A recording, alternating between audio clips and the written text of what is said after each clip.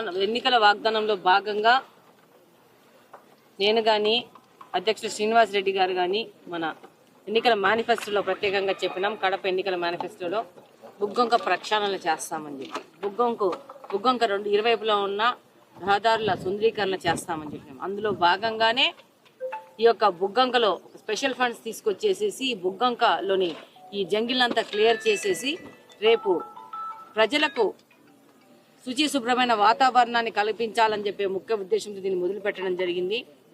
అలాగనే మనందరికీ తెలుసు, కడపలో ఉన్న వాళ్ళందరికీ తెలుసు, 2020లో ఒకసారి, 2000 సంవత్సరంలో ఒకసారి, 2020-21 సంవత్సరంలో ఒకసారి వరదలు వచ్చి ఎంత ప్రాణ ఆస్తి నష్టం జరిగిందో.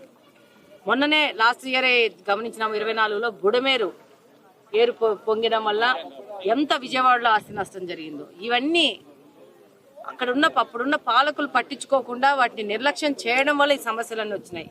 ఈరోజు కడపలో అలాంటి అవస్థలు మనం పడకూడదు, మన భవిష్యత్తు తరాలు పడకూడదు, ఇక్కడున్న పేద ప్రజలు పడకూడదు అని చెప్పే ముఖ్య ఉద్దేశంతోనే ఈ బుగ్గొంక కాలువను 4.6 కిలోమీటర్ల ఈ కాలువను క్లీన్ చేయడం జరుగుతుంది. దాని ప్రకారం లెవెల్స్ మెయింటైన్ చేసే నీళ్లు సీదాగా కిందికెళ్లి పెన్నాలకు కలిసే విధంగా ఏర్పాటు చేయడం జరుగుతోంది. దాంతోపాటు ఈ బుగ్గొంకకు ఇరువైపులో ఉన్న రోడ్లను కూడా మొన్ననే మొదలు పెట్టాం, 1 నెల అయింది.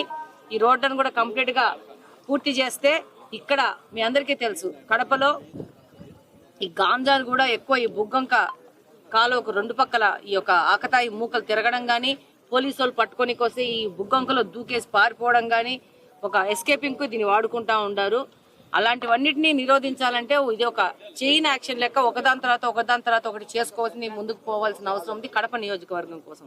కాబట్టి బుగ్గొంకకు లోపల క్లీన్ చేస్తున్నాము, బుగ్గొంక ఇరువైపులా కూడా రోడ్లు వేస్తున్నాము. దాంతోపాటు బుగ్గొంక ఇరువైపులో ఉన్న రోడ్లకి కాలువలను కూడా తీసుకొచ్చి కడప నుంచి వచ్చిన ప్రతి ఒక్క మురికి నీళ్లు వచ్చేసేసి ఆ మురికి కాలువల నుంచి ముందుకు పోయేసేసి అక్కడ చివరిలో పానంపల్లిలో ఒక ఎస్టీపీ కట్టి ఆ ఎస్టీపీ దగ్గర ఈ యొక్క మురికి నీళ్ళంతా ప్యూరిఫై చేసేసి ఆ తర్వాతలో పెన్నాలో కలపాలనే ఉద్దేశంతో ముందుకెళ్తా ఉన్నాం.